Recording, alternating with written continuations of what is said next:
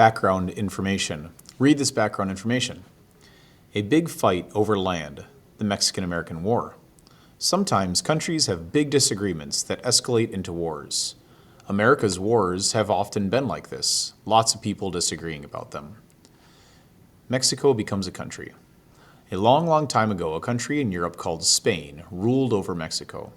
But in 1821, Mexico said, "We are free," and became its own country. Mexico was huge. It was as big as the United States back then. It had a giant empty space in the north, especially a part called Texas.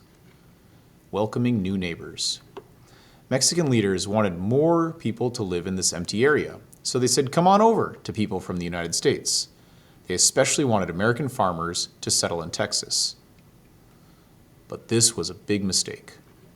Mexico was mostly Catholic, a type of Christian religion, and they thought slavery was wrong. They wanted the new settlers to follow their rules. The American settlers were mostly Protestant, a different type of Christian religion, and they wanted to keep enslaved people.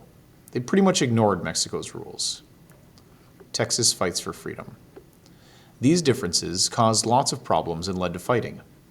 After some very scary battles, like one at a famous place called the Alamo, the Americans in Texas won.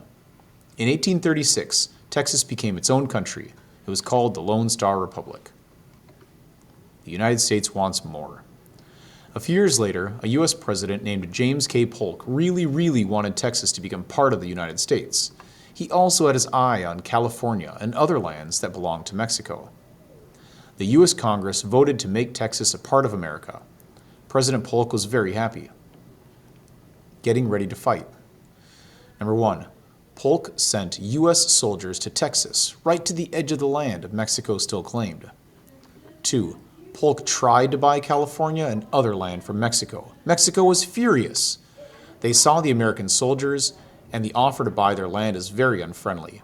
They told President Polk's helper to go home. The war begins.